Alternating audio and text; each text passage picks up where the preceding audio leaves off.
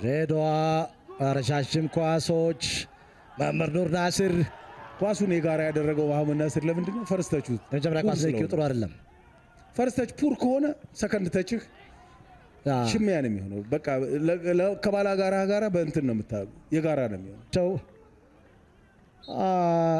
ጨዋታው የመጀመሪያው አጋማሽ መጠናቀቁን በፊሽካቸው አረጋግጧል። ሄኖክ አክሊሉ ጥሩ የጎል ማግባት እድሎች የተፈጠሩበት የመጀመሪያው አጋማሽ ጎል ሳያስተናግድ የባህር ዳር ከነማ ደጋፊዎች ሁለተኛው አጋማሽ በጉት እየጠበቁ ይገኛሉ። የመጀመሪያው አጋማሽ ውጤት ባህር ዳር ከነማ 0 ድሬዳዋ ከነማ 0።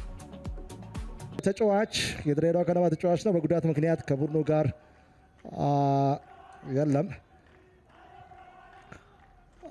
ጨዋታውን የጀመረው ድሬዳዋ ከነማ ከግራ ወደ ቀኝ፣ ባህር ዳር ከነማ ከቀኝ ወደ ግራ በማጥቃት ላይ ይገኛል። ሁለቱም ቡድኖች ባህር ዳር ከነማ 6 ድሬዳዋ ከነማ 4 አቻ ውጤቶችን መዝግበዋል። ሰቲ ኦሴ ነው ተቀይሮ የወጣው። ፍቅረ ሚካኤል አለሙ ተቀይሮ ገብቷል። ምናልባት የምቾት ስሜት ሳይሰማው ቀርቶት ሊሆን ይችላል።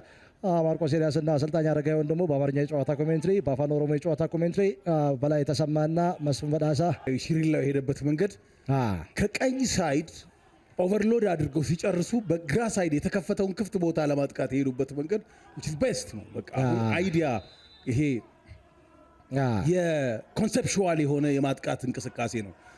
መጀመሪያ ምንድን ያደረጉት እሱ ስም የተሰየመ ተራራማ አለ በድሬዳዋ ሌላ የማጥቃት እንቅስቃሴ ሄኖክ ምናልባት ፍቅምንት ጥፋቶች ሄኖክ ጥሩ ዴሊቨሪ ነው። ምናልባት መጀመሪያ ጎል ሊያስቆጥሩ ይችላሉ። ትኩረትን ይስባል። የቆመ ኳስ ፍቅረ ሚካኤል አለሙ ትኩረትን ከሚስቡ ተጫዋቾች መካከል አንደኛው ነው። በቁመት ዘለግ ካሉቱ ባለፈው የውድድር ዘመን እንደዚሁ ጎል አስቆጥሯል። እዚህ ሜዳ ክፍል ላይ በአዳማ ሳይንስና ቴክኖሎጂ ዩኒቨርሲቲ ስታዲየም ምድረች ቺሪላ ኳሱን አላገኘም። በረከት መድ ምናልባት ግሩም